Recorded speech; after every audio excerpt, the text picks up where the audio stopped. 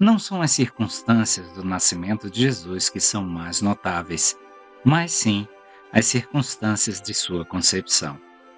Quando o anjo anunciou que, embora fosse virgem, Maria teria um filho que governaria o universo inteiro, ela simplesmente fez a pergunta sensata: como? E com essa pergunta chegamos ao cerne da história do Natal e da história do cristianismo. Como essa criança deveria ser concebida? Deus ia fazer isso acontecer. Ele faria isso. A expressão que fala de ser encoberto com a sombra ressoa com a presença divina de Deus, sendo simbolizada aos israelitas por uma grande nuvem. Êxodo 40, 34 a 38. A concepção, em outras palavras, seria sobrenatural, capaz de ser realizada somente por Deus. E aquele que nasceria era ele mesmo sobrenatural, o Santo Filho de Deus. Os primeiros cristãos estudaram as Escrituras cuidadosamente enquanto elaboravam as implicações da encarnação para descrever fiel e verdadeiramente aquele que foi concebido pelo Espírito no ventre de Maria. E assim eles chegaram à formulação que nos foi transmitida nos primeiros credos. Nossos antepassados espirituais identificaram a maravilha da encarnação, curvaram-se diante do seu mistério e afirmaram que Jesus era e continua sendo plenamente Deus e plenamente homem. Vale a pena refletir e se deleitar com a síntese que fizeram do mistério da encarnação.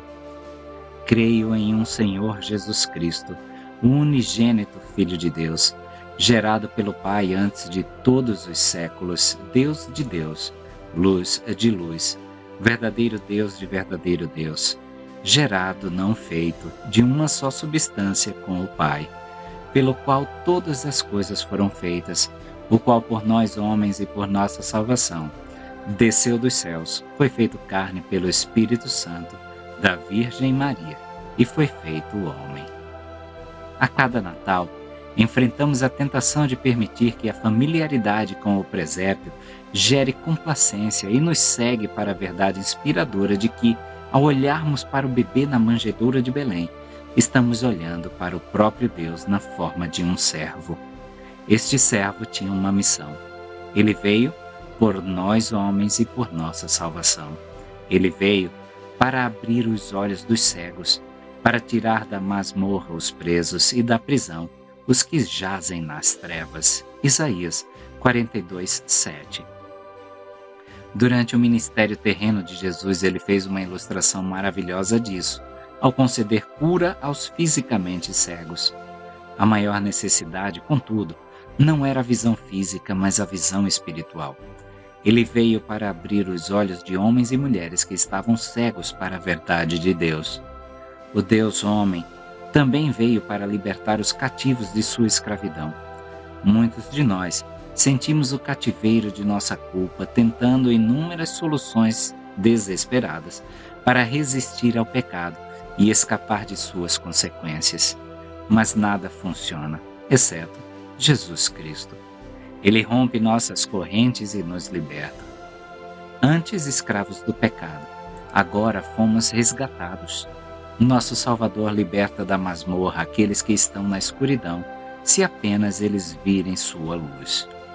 A história do servo não é uma história sobre o que devemos fazer, mas sobre o que Jesus fez. Ele desceu na escuridão, desceu na nossa escravidão, desceu na nossa cegueira e disse: você falhou e infringiu a lei, e é totalmente incapaz de corrigir sua condição. Mas eu salvo pecadores, eu abro os olhos cegos, eu liberto cativos, eu trago luz, eu fiz tudo o que era necessário por você. Volte-se para mim com fé simples e confiança como a de uma criança, e você verá. Você será livre, e sua escuridão dará lugar à luz do sol. O primeiro Natal declara que Deus intervém sobrenaturalmente nos assuntos deste mundo para realizar seus bons propósitos. A conversão de cada cristão declara a mesma grande verdade. É necessária uma intervenção sobrenatural de Deus na vida dos indivíduos para levá-los à fé salvadora, assim como Deus soberanamente realizou um milagre no ventre de Maria para nos trazer o Salvador. Jesus disse a Nicodemos, o líder religioso, que a menos que alguém nasça do alto, um nascimento realizado por Deus por meio do Espírito Santo, não verá o reino de Deus. João 3:3. Se formos salvos é somente porque Deus o fez.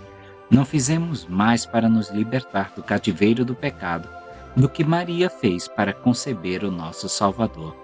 O como da salvação é sempre respondido apenas por Deus fez isso. Então, curve-se hoje diante do maravilhamento e do mistério proporcionado pelo Deus que se fez carne. E curve-se hoje diante do maravilhamento e do mistério de Deus, abrindo seus olhos para a sua necessidade do Filho como seu Salvador. Pois essa história, não menos que a concepção do Filho de Deus no ventre de uma virgem, é obra sobrenatural de Deus.